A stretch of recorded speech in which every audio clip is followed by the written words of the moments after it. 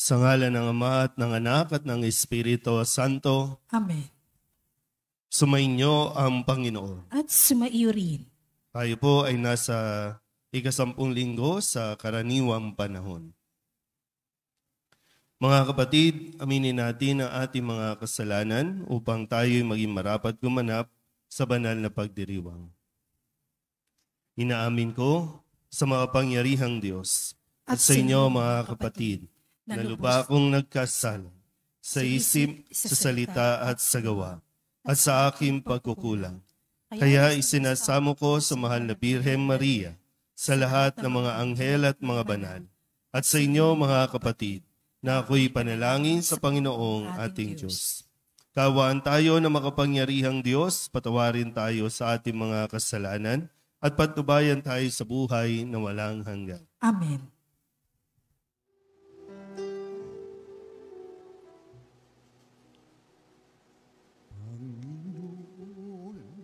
Kawan mo kami, kawan mo kami.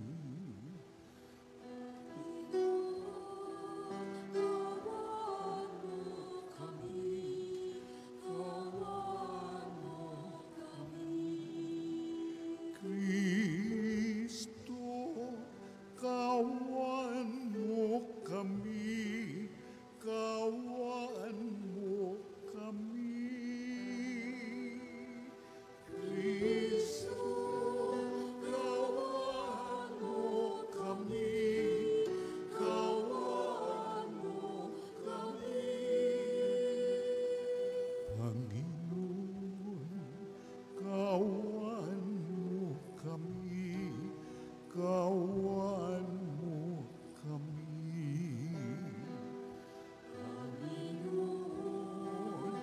Kawan mo kami, kawan mo kami.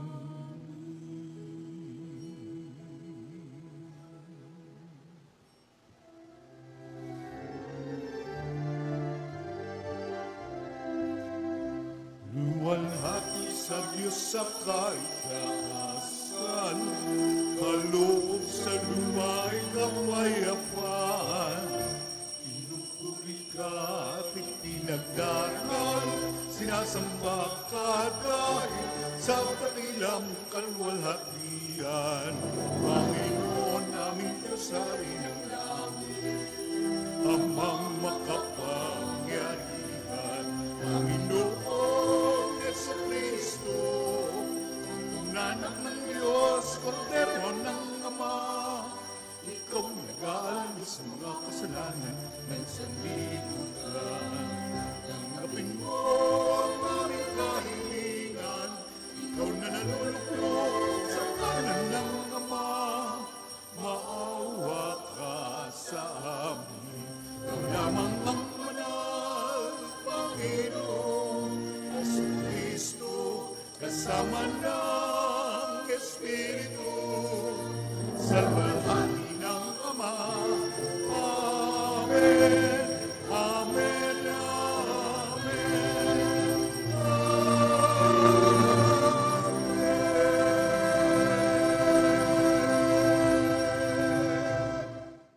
Manalangin tayo. Ama naming makapangyarihan, sa iyo nagmumula ang tanang kabutihan. Pagbigyan mo ang aming kahilingan na sa iyong patnubay, ang iyong mga kinalulugdan ay aming mapag-isipan at sa iyong pag-akay, ang mga ito ay aming magampanan sa pamamagitan ni Jesucristo, kasama ng Espiritu Santo, magpasawalang hanggan. Amen. Magsiupo po lahat. Nawalay mula sa kalooban ng Diyos ang unang lalaki at babae nang suwayin nila ang utos ng Diyos. Ngunit dahil sa kabiguan, gumawa pa rin ang paraan ng Diyos para sa kanyang mga pinakadakilang nilikha. Pagbasa mula sa aklat ng Genesis.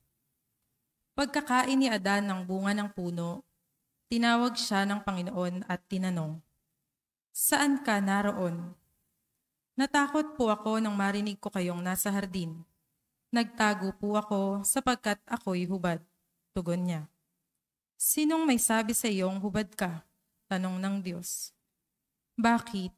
Kumain ka ba ng bungang ipinagbabawal ko? Kasi pinakain po ako ng babaeng ibinigay ninyo sa akin. Tugon niya. Bakit mo naman ginawa iyon? Tanong ng Diyos sa babae. Mangyari po'y nilinlang ako ng ahas, kaya ako natuksong kumain. Tugon naman niya. At sinabi ng Panginoon sa ahas, sa iyong ginawa'y may parusang dapat, na tanging ikaw lang yaong magdaranas. Ikaw ay gagapang, ang hatol kong gawat, at alikabok ang pagkaing dapat. Kayo ng babae laging mag-aaway, binhimo't binhinay laging maglalaban. Ito ang dudurog ng ulo mong yan, at ang sakong niya'y ikaw ang tutuklaw.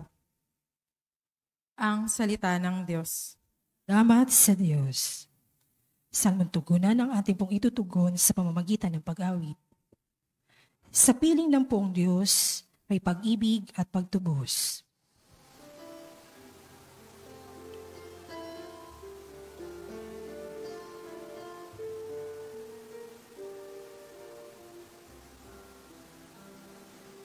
Sa piling ng poong Diyos, may pag-ibig at pagtubos. Sa piling ng poong Diyos, may pag-ibig at pagtubos.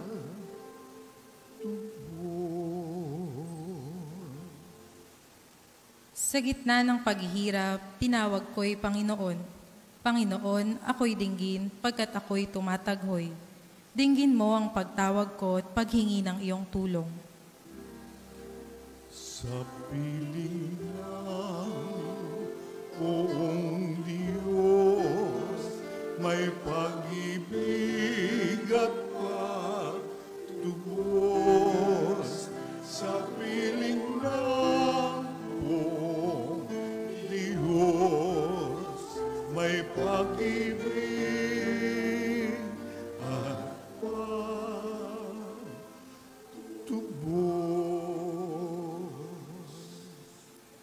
Kung ikaw ay may talaan nitong aming kasalanan, lahat kami ay tatanggap ng hatol mong nakalaan. Ngunit iyong pinatawad, kasalanan ay nilimot. Pinatawad mo nga kami upang sayo ay matakot. Sa piling ng poong Diyos, may pag-ibig at pagtubos. Sa piling ng poong Diyos, may pag-ibig at pagtubos.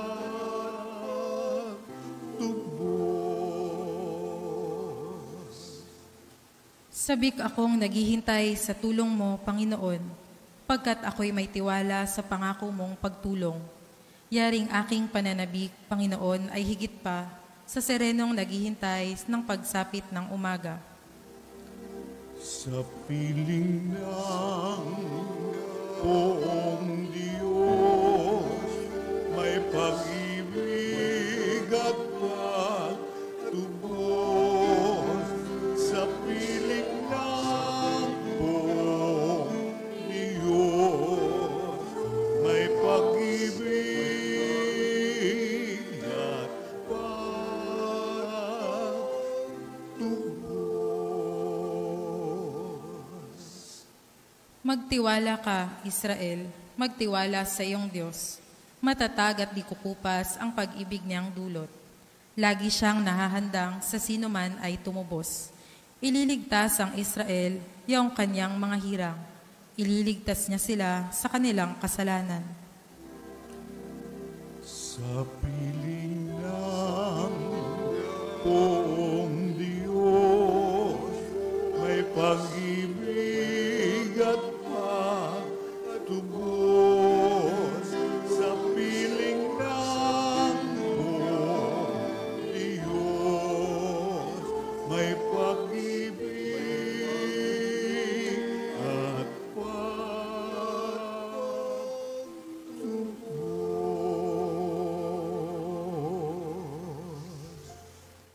Sa kabila ng mga paghihirap ng katawan, nananatiling malakas ang loob ni San Pablo dahil sa paniniwala niya sa muling pagkabuhay ni Kristo. Pagbasa mula sa ikalawang sulat ni Apostol San Pablo sa mga taga-Korinto. Mga kapatid, sinasabi ng kasulatan, nagsasalita ako sapagkat ako'y sumasampalataya, bunga ng gayong diwa ng pananampalataya. Nagsasalita rin ako sapagkat ako may sumasampalataya. Sapagkat nalalaman kong ang Diyos na muling bumuhay sa Panginoong Yesus ay siya ring bubuhay sa akin kasama niya at magdadala sa inyo at sa akin sa kanyang piling.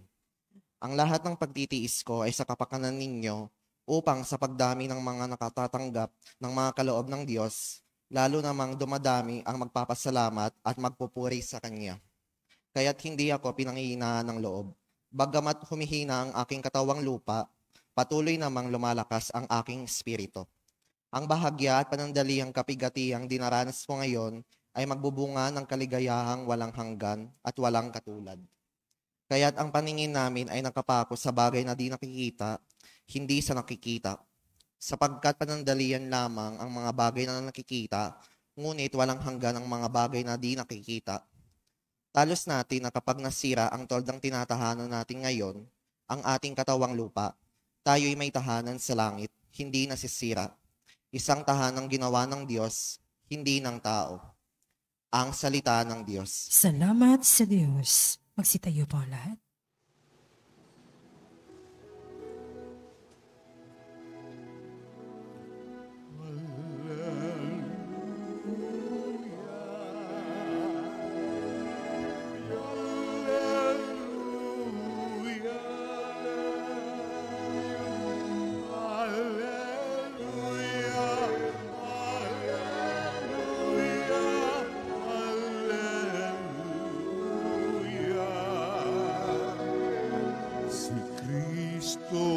Ay tinampok, sa Kanya tayo dumulog. Kasamaan ay natapos. Alleluia, Alleluia.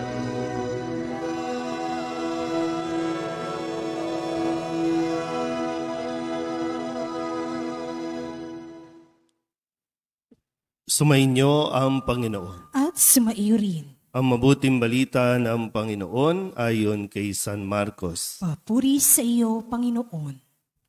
Noong panahong iyon, pag-uwi ni Jesus, kasama ang kanyang alagad, muling nagkatipon ang napakaraming tao. Ano pat hindi man lamang makuhang kumain ni Jesus at ng kanyang mga alagad.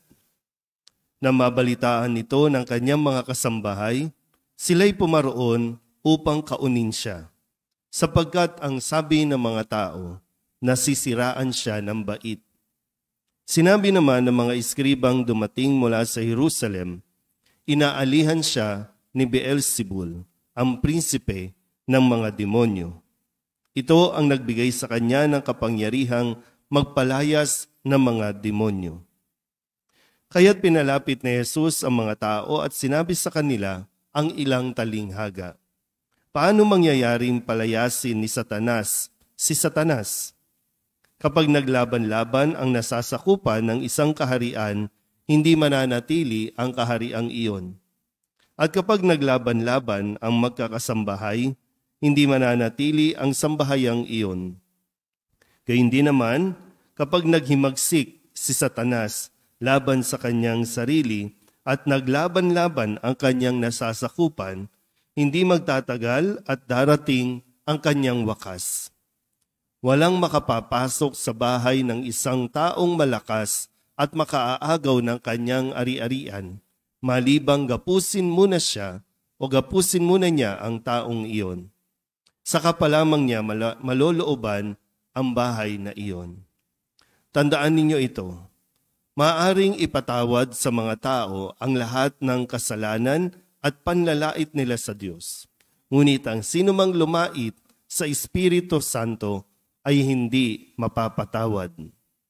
ang ganyang kasalanan ay hindi mapapawi kailanman. Sinabi ito ni Jesus sapagkat ang sabi ng ilan, inaalihan siya ng masamang espiritu. Dumating ang ina at mga kapatid ni Jesus. Sila'y nasa labas ng bahay at ipinatawag siya. Noon na may maraming taong nakaupo sa palibot ni Jesus at may nagsabi sa kanya, "Nariyan po sa labas ang inyong ina at mga kapatid. Ipinatatawag kayo."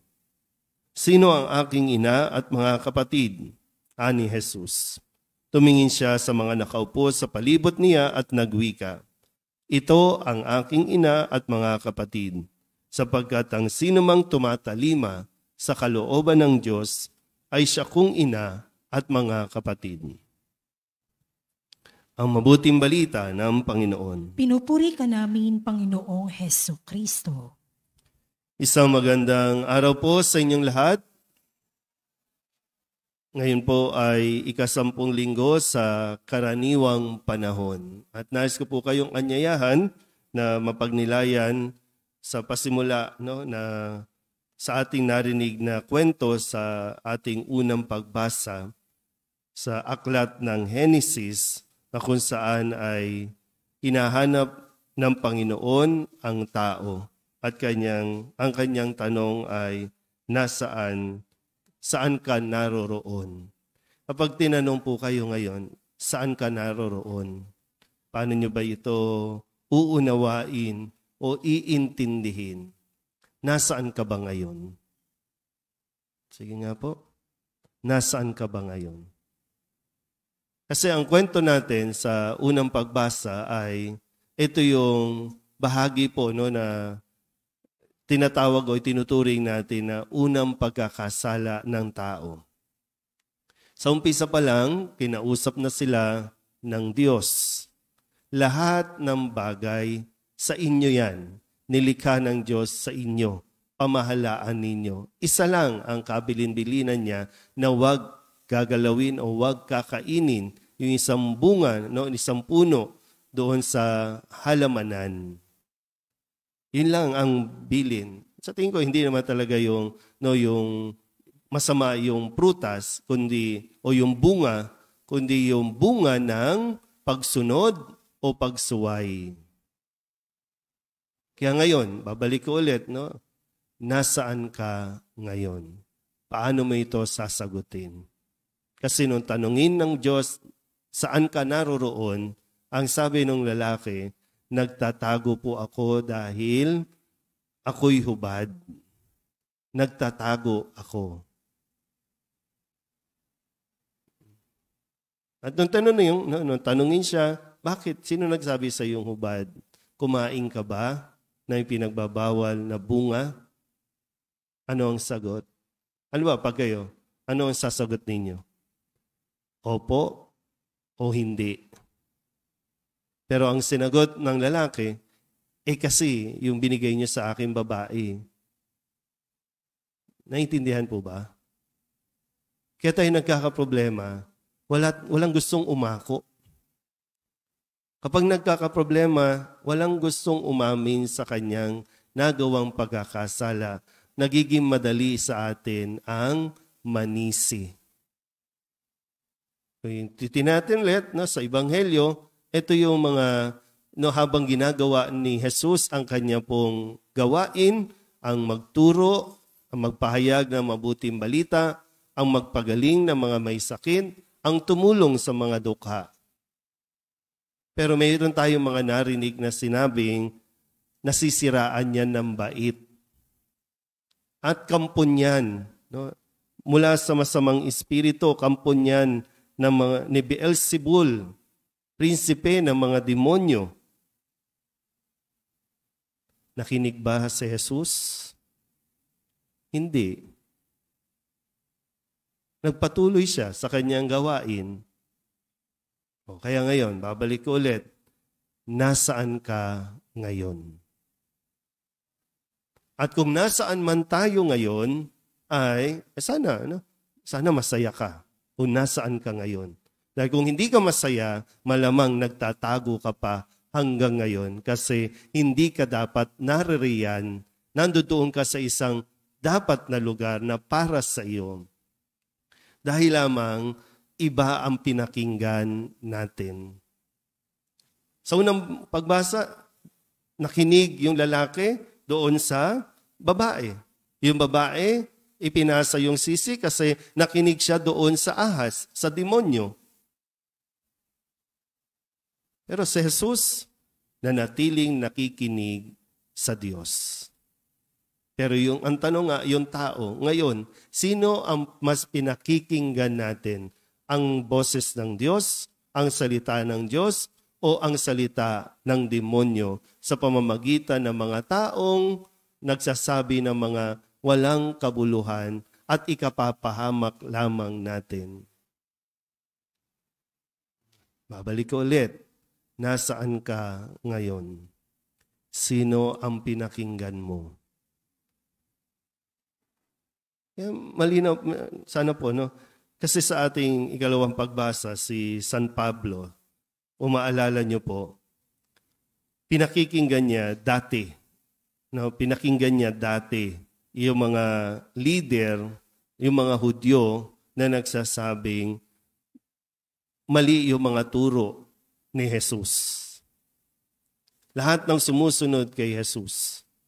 Kung kaya't ang ginawa niya, pinapatay niya o pinatay niya ang marami sa mga sumusunod kay Kristo dahil iba yung kanyang pinakikinggan.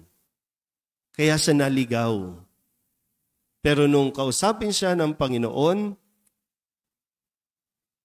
at pinakinggan niya ang salita ni Jesus, siya ngayon ang nagiging tagapagtanggol at siya ngayon na nagpapahayag ng mabuting balita.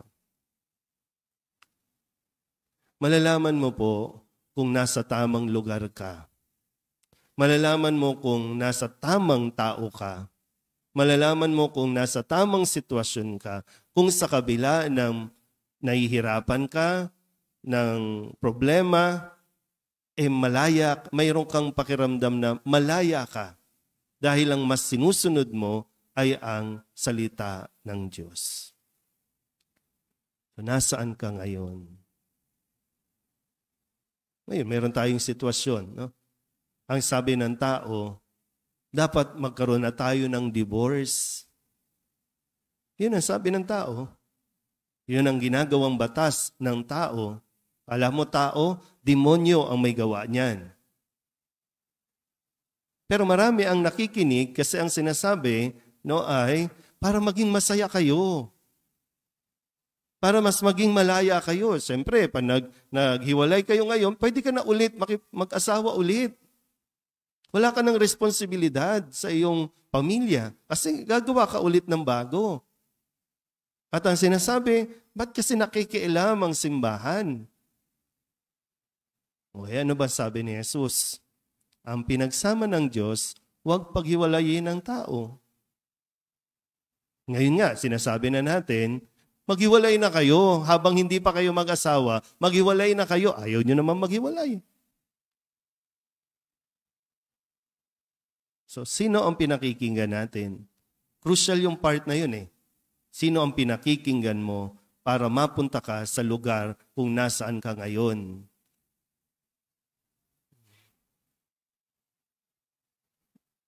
Ay, marami nga sa atin dito, no? Nasaan ka ngayon? O yung iba nandun, nakahilata sa higaan. Yung iba nandyan sa kanto.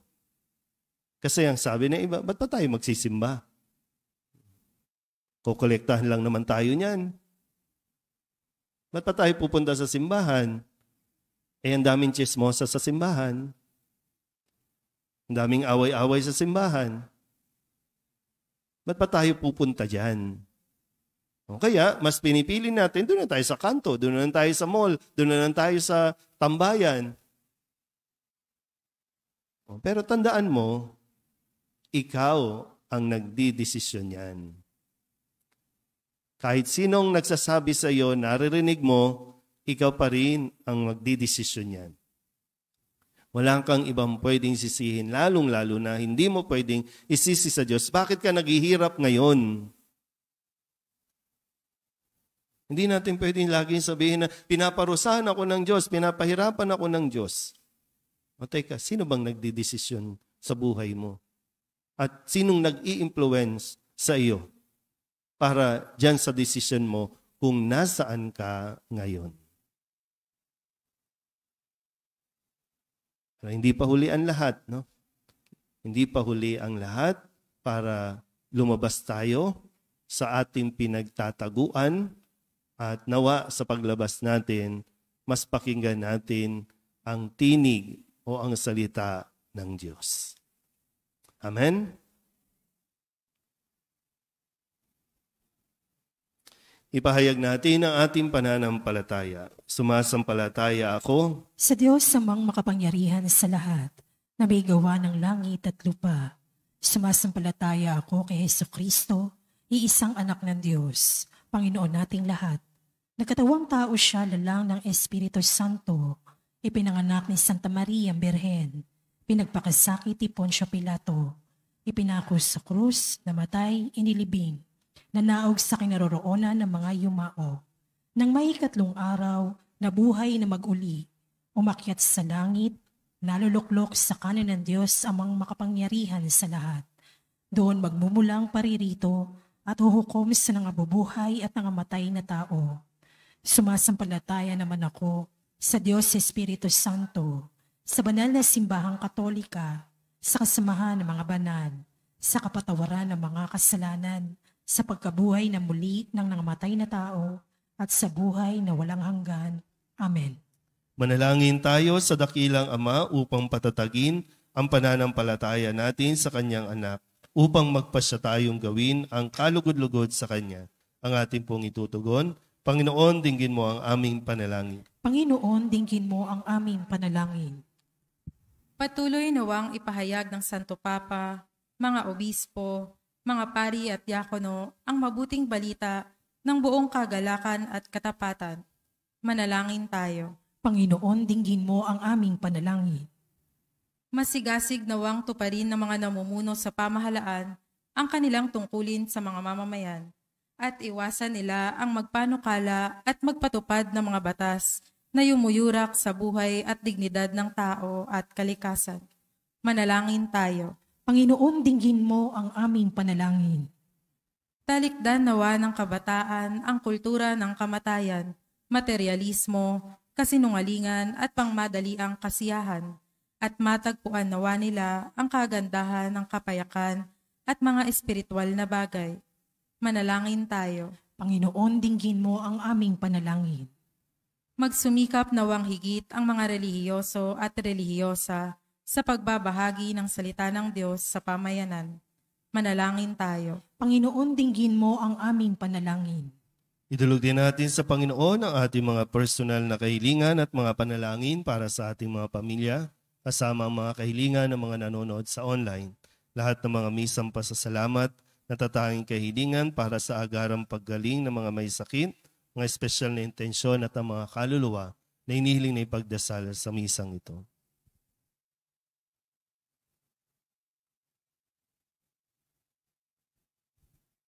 Ang lahat ng ito inihiling namin sa ngalan ni Kristo ang aming Panginoon. Amen. Magsiupo po lahat.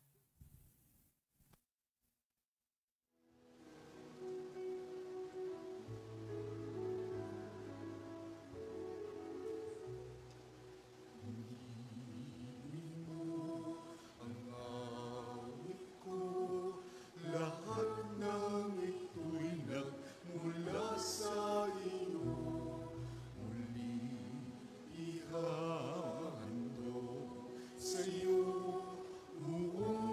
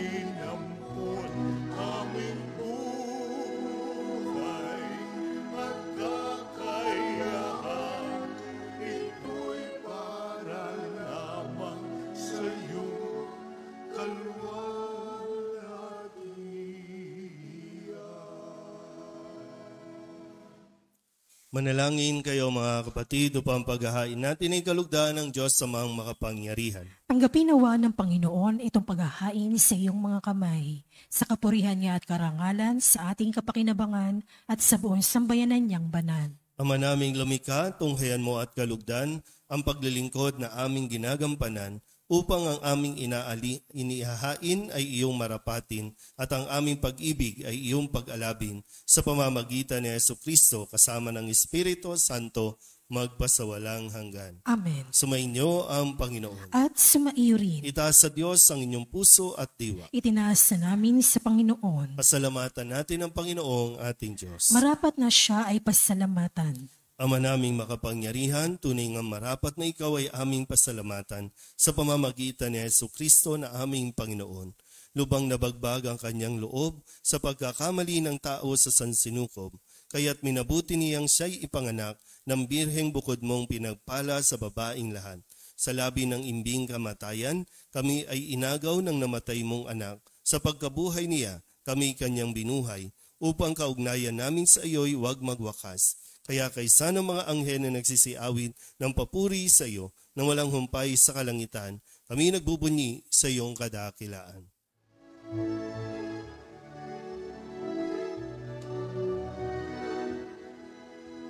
Santo, Santo, Santo, Diyos makapangyarihan, napupuno ang langit at lupa ng kaluwalhatian mo.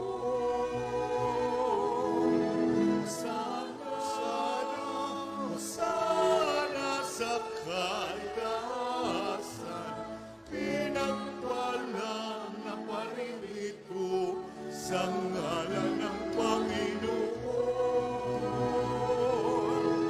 Sana, sana, sana, sana sa kaitaasan.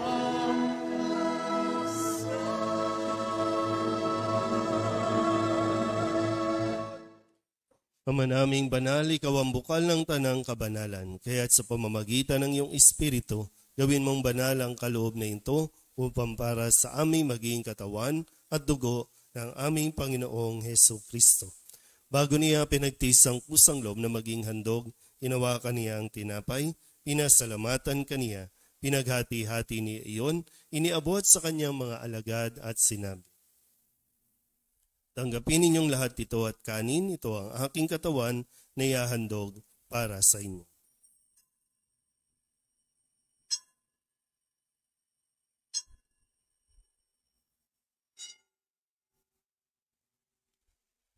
Gayun din naman nung matapos ang hapunan, hinawakan niya ang kalis, muli kaniyang pinasalamatan. Iniabot niya ang kalis sa kanyang mga alagad at sinabi, tanggapin ninyong lahat ito at inumin. Ito ang kalis ng aking dugo, ng bago at walang hanggan tipan. Ang aking dugo na ibubuhos para sa inyo at para sa lahat sa ikapagpapatawad ng mga kasalanan. Gawin ninyo ito sa pag-alaala sa akin.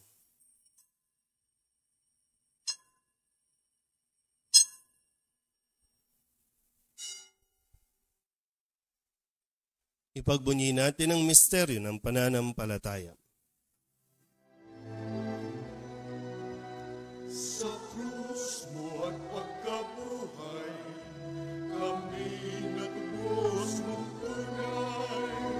O Jesus, naming mahal, iligtas mo kami tanan. O Jesus, naming mahal, ngayon at magpakailan.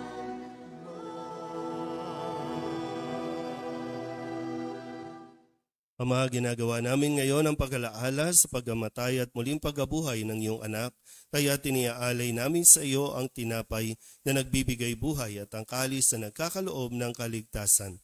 Kami napapasalamat dahil kami iyong minarapat na tumayo sa harap mo para maglingkod sa iyo. Isinasamo namin kami magsasalo-salo sa katawan at dugo ni Kristo ay mabuklod sa pagkakaisa sa pamamagitan ng Espiritu Santo.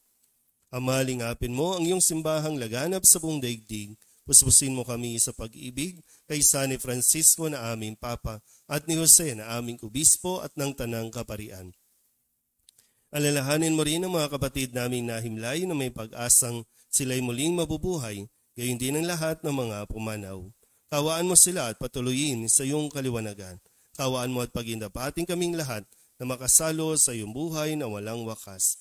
Kaysa ng mahal na Birhen Maria na ina ng Diyos, ng kabiyak ng puso niyang San Jose, kaysa ng mga apostol at ng lahat ng mga banal na namuhay dito sa daigdig ng kalugod-lugod sa iyo, may pagdiwang nawa namin ang papupuri sa ikararangal mo sa pamamagitan ng iyong anak na aming Panginoong Hesu Kristo.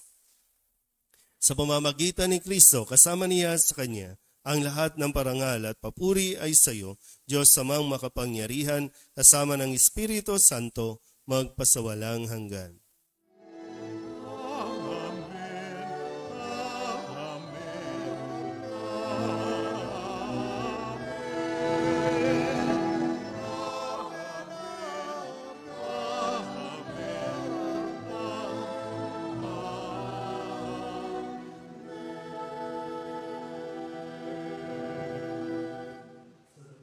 Nakagagaling na utos at turo ni Jesus sa Panginoon natin na Diyos, ipahayag natin ang lakas loob.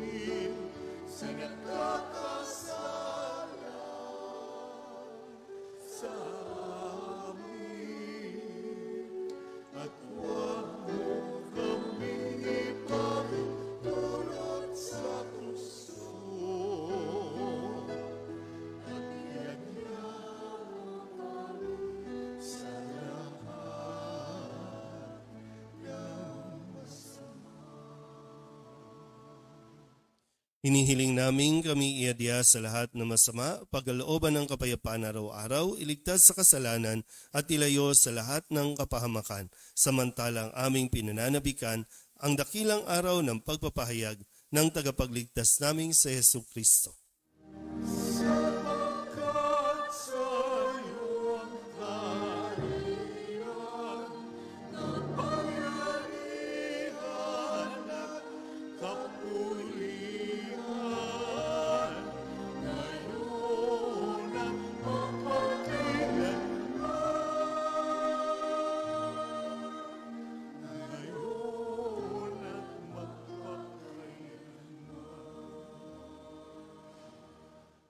Panginoong Hesu Kristo, sinabi mo sa iyong mga apostol, kapayapaan ang niiwan ko sa inyo, ang aking kapayapaan ang binibigay ko sa inyo. Tunghayan mo ang aming pananampalataya at huwag ang aming mga pagkakasala. Pagkalooban mo kami ng kapayapaan at pagkakaisa ayon sa iyong kalooban, kasama ng Espiritu Santo, magpasawalang hanggan. Amen. Ang kapayapaan ng Panginoon ay laging sumainyo. At sumaiyo rin. Mabigayan po tayo ng kapayapaan sa isa't isa.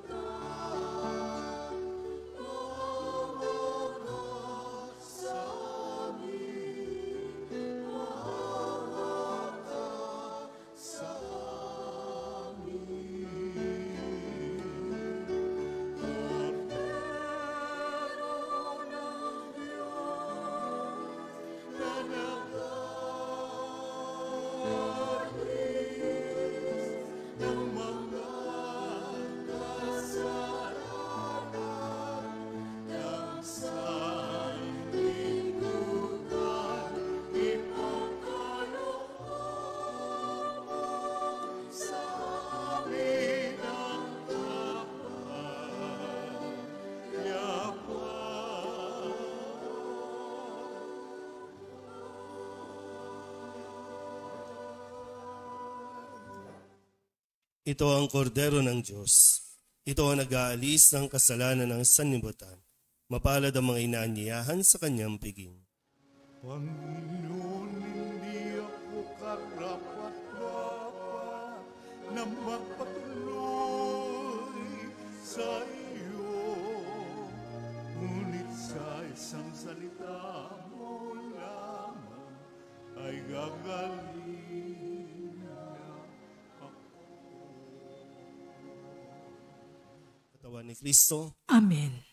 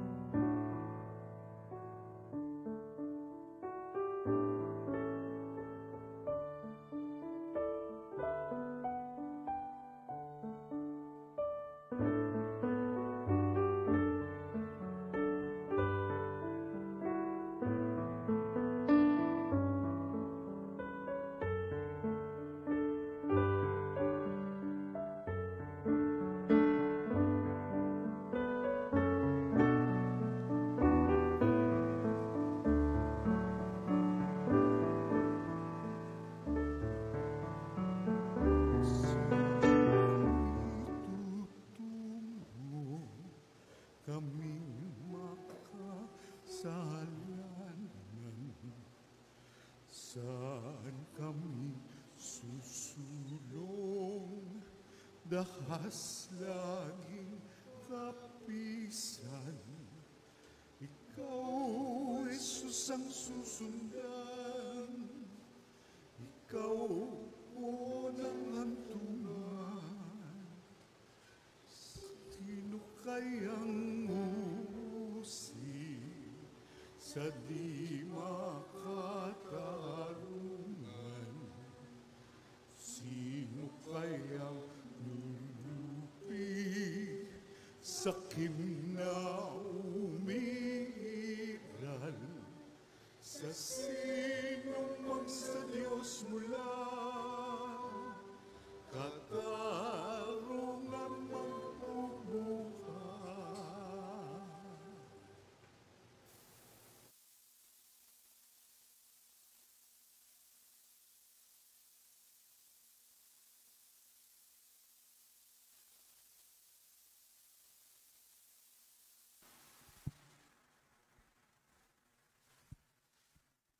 Manalangin tayo.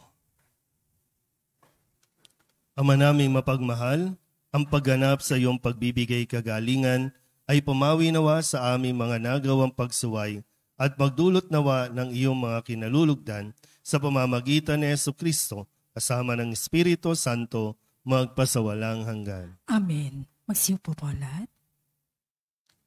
Paanyaya, sinumula na po natin ang 9 na araw na misa nobinaryo para sa karangalan ni San Nicolas de Tolentino noong ika-4 ng Hunyo hanggang sa ika-12 ng Hunyo.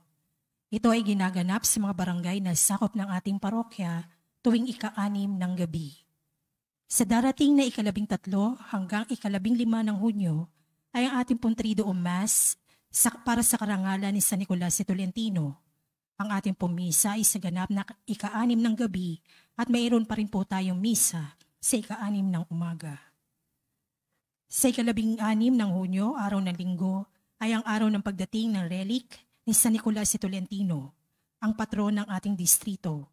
Sama-sama po nating salubungin ang pagdating ng kanyang relic sa Barangay 281, Zone 26, pagbaba ng San Fernando Bridge, sa ganap na ika-3 ng hapon. Magkakaroon po tayo ng kaunting programa o civic reception na susundan ng prosesyon ng relic pabalik ng ating simbahan. Ito'y susundan ng maringal na misa sa ika-6, ika-5 ng hapon. At ang lahat po ay inanyayahang makibahagi sa mga pagdiriwang na ito. Maraming salamat po. Magsitayo na po ang lahat. Sumainyo ang Panginoon At sumaiyo rin. at papalain kayo ng makapangyarihang Diyos, Ama at Anak at Espiritu Santo. Amen. Tapos ng banal na misa, humayo tayo sa kapayapaan ni Kristo. Salamat sa Diyos. Magandang umaga po.